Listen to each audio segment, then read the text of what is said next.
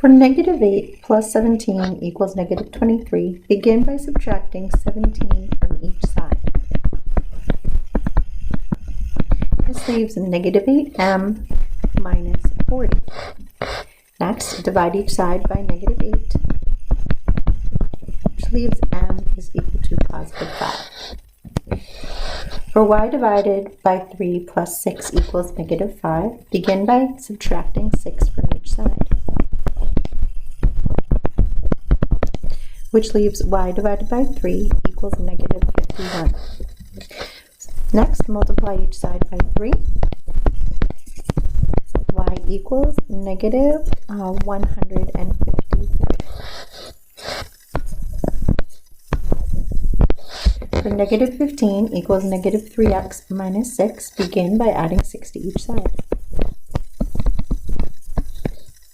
Negative 9 equals negative 3x. Divide each side by negative 3. X is equal to positive 3.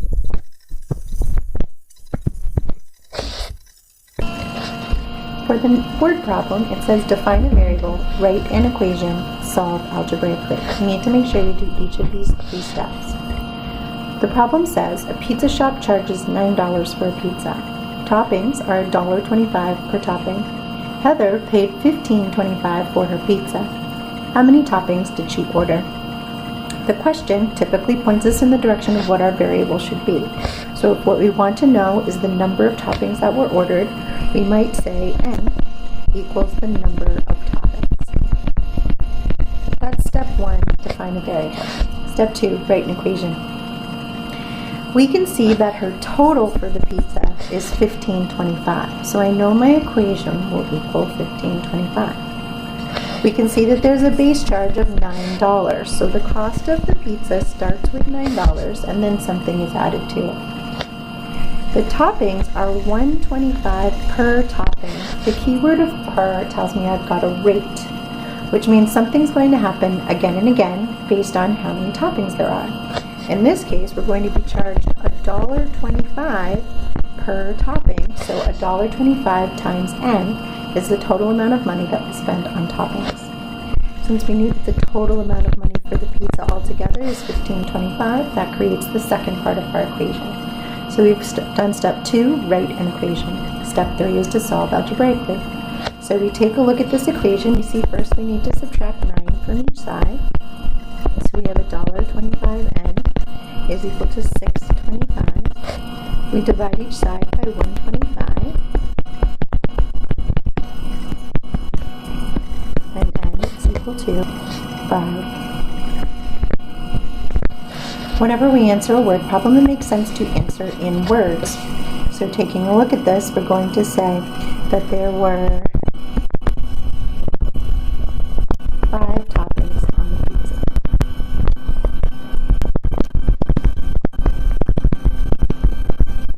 And that's our final answer. The next section is a little bit different. Here we're being asked to solve an equation, but while we solve it, we're being asked to give the justification. This is a little bit like writing proofs in geometry, except we're not going to do that formula.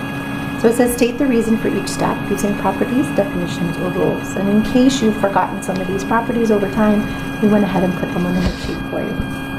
So when we look at negative p plus 8 equals 21, we can see that first we need to subtract 8 from each side, which is negative p equals 13. And then you can think of this either as dividing both sides by negative 1 or multiplying both sides by negative 1. Either one of those things will accomplish the same goal. Let's go ahead and use division. We have p equals negative 13. Now I need to go back and I need to justify each of the steps I took. Notice the first thing I did was to subtract 8 from each side. So if I look over here on the right, I can see the subtraction property of equality. Notice it says if I subtract something equal from each side, then I'm not changing the overall statement. So that's what we did. We subtracted 8 from each side, so we're not changing the truthfulness of the equality. So this is the subtraction property of equality.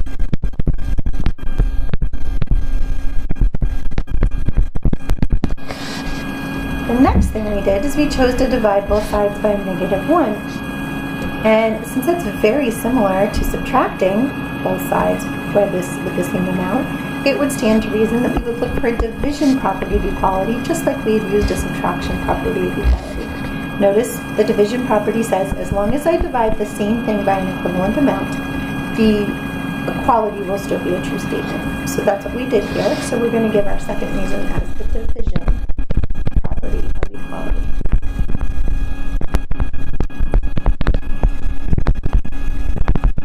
If you had chosen to use multiplying both sides by -1 instead, then your reason here would have been the multiplication property of equality. Finally, we have one more problem, also with giving reasons as we solve. So, as I'm trying to isolate n, I'm going to subtract 6 from each side. And that feels very reminiscent of the last problem. We're using the subtraction property of equality.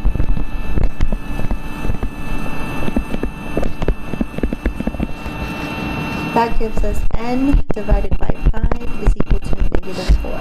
Next, we're going to multiply each side by 5 to eliminate that denominator. We have n equals -20. Now, this is a property we haven't used yet, but we have mentioned it, the multiplication property of equality. When we multiply both sides of an equation by the same amount, nothing really changes in terms of its truthfulness. So this is the